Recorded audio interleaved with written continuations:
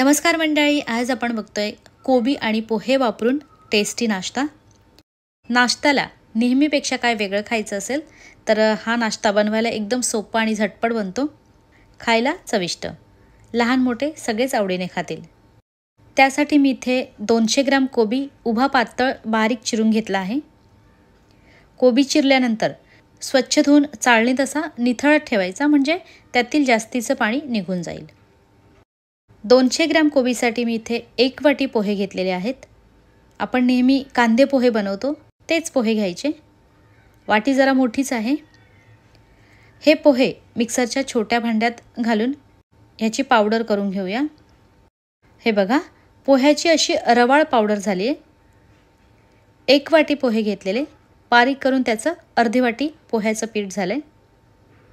नाश्त्याला छान चव येण्यासाठी मिक्सरच्या छोट्या भांड्यात घेऊया 4 हिरव्या मिरच्या, मिरचीचं प्रमाण आपल्या आवडीनुसार कमी जास्त करू शकता, 4 लसूण पाकळ्या, अर्धा इंच आलं आणि अर्धा चमचा जिरं। तुमच्या आवडीप्रमाणे तुम्ही धणे, ओवा वगैरे घालू शकता। मिक्सरला हे पाणी न घालता बारीक करून घेतलंय याप्रमाणे। छोट्या परातीत स्वच्छ धुवून बारीक चिरलेला कोबी घालून घेते। कोबी खूप जाड न कापता बारीकच चिरायचा किंवा मोठ्या होलाच्या किसणीत किसून घेतला तरी चालेल। ह्यात मी 1 बटाटा किसून घालते। बटाट्याची साल काढून किसल्यानंतर 2-3 पाण्यात स्वच्छ धुवून घेतला। त्यानंतर त्यात पाणी घालून ठेवलं, म्हणजे बटाट्यातील स्टार्च पूर्णपणे निघून जातो, शिवाय बटाटा किस काळा पडत नाही। ह्यातील पाणी संपूर्णपणे काढून कोबीत घालूया। कोबी, बटाटा ह्यात जास्तीचं पाणी ठेवूच नका, कारण त्यात जास्त पाणी राहिलं तर मग आपल्याला बाइंडिंगसाठी त्याच्यामध्ये बेसन आणि पोह्याचं प्रमाण वाढवावं लागेल। ह्यात कच्च्या बटाटाऐवजी उकडलेला 1 बटाटा किसून घातला तरी चालेल। आणखी यात घालूया चिरलेला 1 मोठा कांदा। कांदासुद्धा शक्यतो कांदा भजीप्रमाणे उभा पातळ चिरून घालायचा।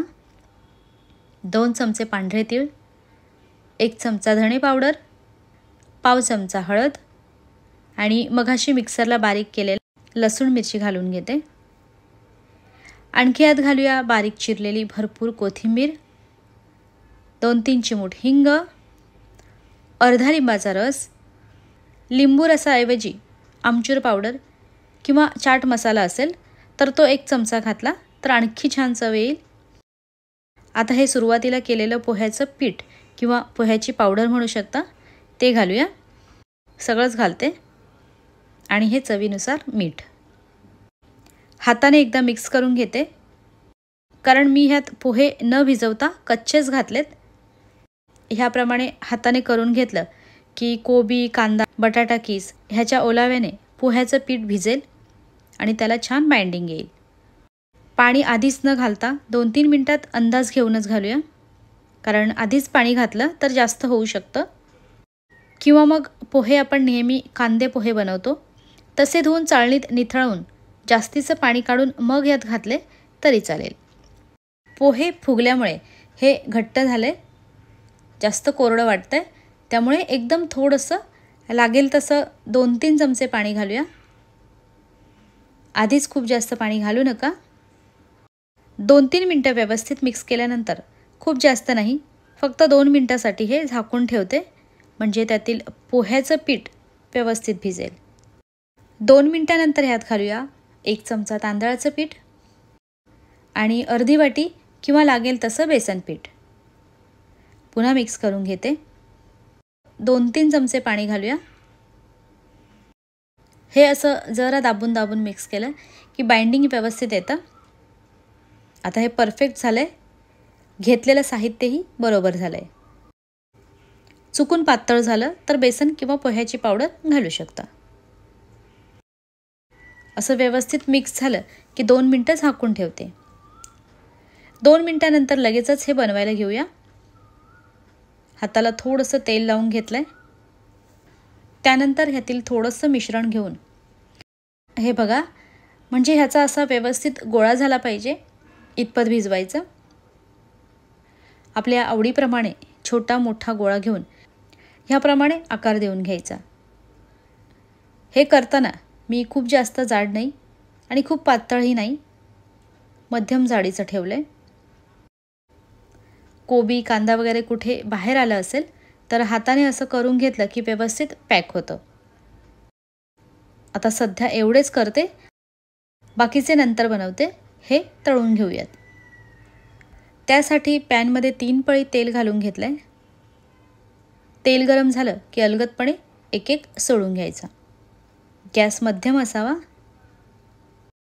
तेल आपल्या आवडीनुसार कमी जास्त घालू शकता. तेलात घातल्यानंतर खालची बाजू व्यवस्थित शेकेपर्यंत ह्याला हलवायचं नाही. किंवा काय करायचं, चमच्याने ह्यावर गरम तेल असं उडवलं की ते वरूनही व्यवस्थित शेकतील. तेल मी खूप जास्त घातलेलं नाही आहे, त्यामुळे हे पूर्णपणे बुडले नाहीत, म्हणून वरून तेल घालते. जर जास्त तेलात तळले तर वरून चमच्याने तेल उडवायची गरज नाही.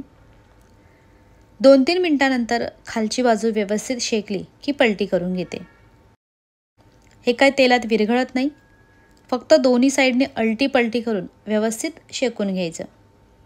कच्चं अजिबात ठेवायचं नाही. ज्यांना खूप कुरकुरीत आवडत असेल त्यांनी मग अजून पातळ थापले तरी चालेल. असा छानसा खरपूस तांबूस रंग यायला मला 6 ते 7 मिनिटं लागली. पातळ केले तर अजून लवकर होतील. तेलही बघू शकता खूप आटलेलं नाही, म्हणजे खूप जास्त तेल शोषून घेत नाही. उरलेले पण ह्याच पद्धतीने तळून घेते. आता हे मी आधीपेक्षा जरा पातळसर थापलेत, म्हणजे हे लवकर होतील. लहान मोठे सगळेच आवडीने खातात. सॉस किंवा चटणीसोबत देऊ शकता. नेहमीपेक्षा जरा वेगळ्या चवीचा हा कुरकुरीत नाश्ता नक्की बनवून बघा. कसा झाला हे कळवायला विसरू नका.